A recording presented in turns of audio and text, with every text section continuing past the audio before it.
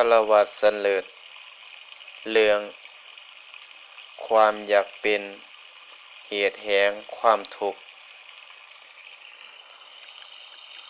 ภิกขุทั้งหลายเฮาจักแสดงธรรมที่มีตัณหาเป็นมูลเก้าอย่างคือแนวใดน้อ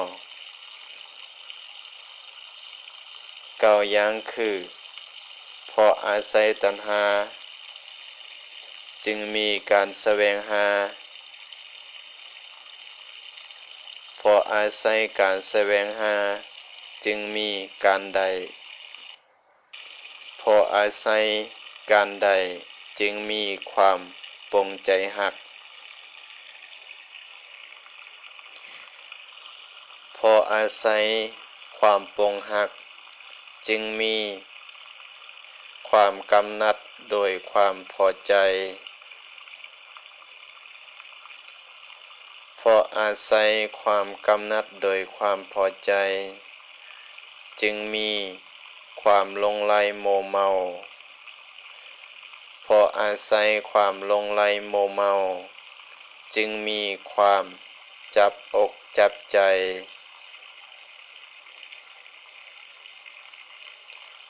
เพราะอาศัยความ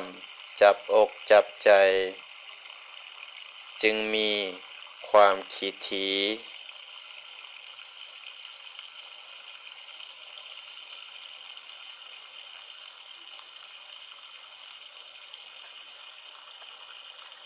เพราะอาศัยความขี้ถี่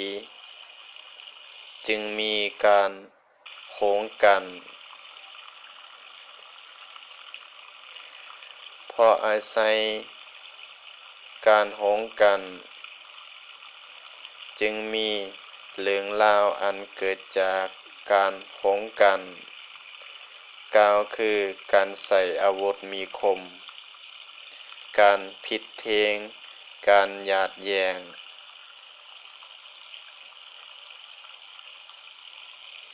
การวิวาทการกล่าวคำหยาบว่า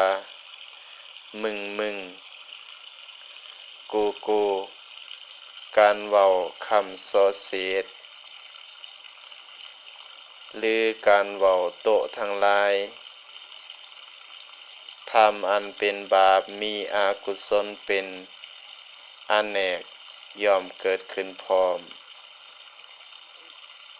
ภิกขุทั้งหลายเหล่านี้แหละชื่อว่าธรรมมีตัณหาเป็นมูลเก้าอย่างดังนี้แหละ